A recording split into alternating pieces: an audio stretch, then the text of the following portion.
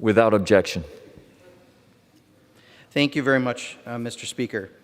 Today's special order hour is not just about the violence that has occurred in the last week in Israel and Palestine. It's not about the activities of the last month, including the displacement of Palestinian families in Sheikh Jarrah that have been largely overlooked in this region. But in many ways, it's about what's happened over the last year, the last decade, the last several decades that has dehumanized and violated the human rights of too many people in this important region. No one should have to face the reality of missiles shot at them. Hamas is causing great danger to the very people it purports to want to protect in Gaza by doing so. And those missile attacks should be condemned.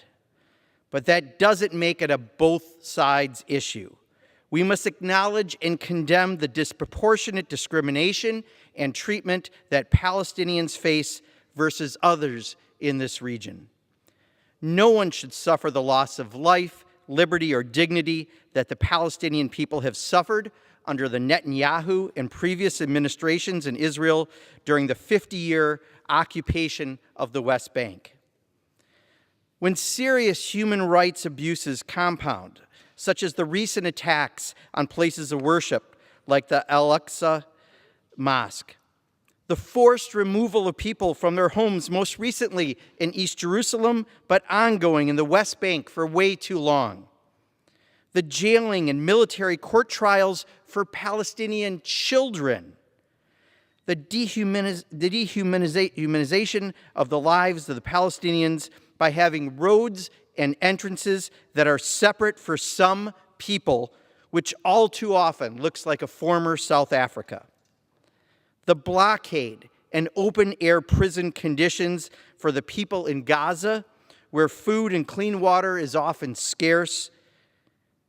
When those types of human rights abuses occur, we're not just putting the lives of Palestinians and Israelis at risk, but we're also putting the United States at greater jeopardy. And eventually, that could mean the lives of men and women from the United States getting involved in a greater escalation of violence in the region, which none of us want to see. Today, we want to talk about the very long-term problems that have been for too long ignored by U.S. policies in the region. Fortunately, now more and more members of Congress are wanting to address peace in this region in a more forthright way. As human rights giant South African Desmond Tutu said, "If you are neutral in situations of injustice, you have chosen the side of the oppressor." We must treat everyone in Israel and Palestine with equal respect and dignity. That's the U.S. policy that we are speaking out for.